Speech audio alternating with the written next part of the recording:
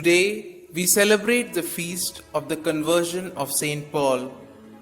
Saint Paul himself states that he was born at Tarsus in the province of Cilicia of Jewish parents who maintained with great care their Pharisaical traditions and pious customs.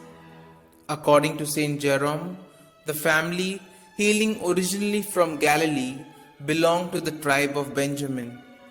On the occasion of his circumcision, the boy was given the name Saul after the first Jewish king, and in addition a Roman name, Paulus, as was then the custom among Jews who were Roman citizens.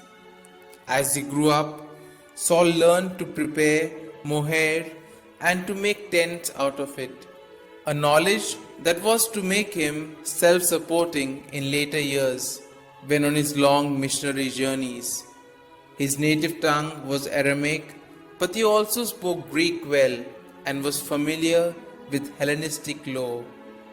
While still young, Saul was sent to Jerusalem, where he received a thorough Hebrew education, probably in the school of Gamaliel, the great doctor of the law, who was one of the most highly respected members of the Sanhedrin. Early tradition has it that both Gamaliel and Nicodemus were later converted by Saints Peter and John, a fact they kept secret so as to be able to help their Christian brethren by their continued presence in the Jewish Supreme Court.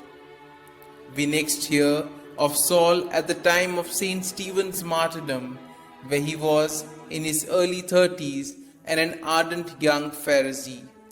He was actively persecuting the fledgling Christian church with a fierce fanaticism and even obtained authority from the high priest to bring Christians in chains from other cities.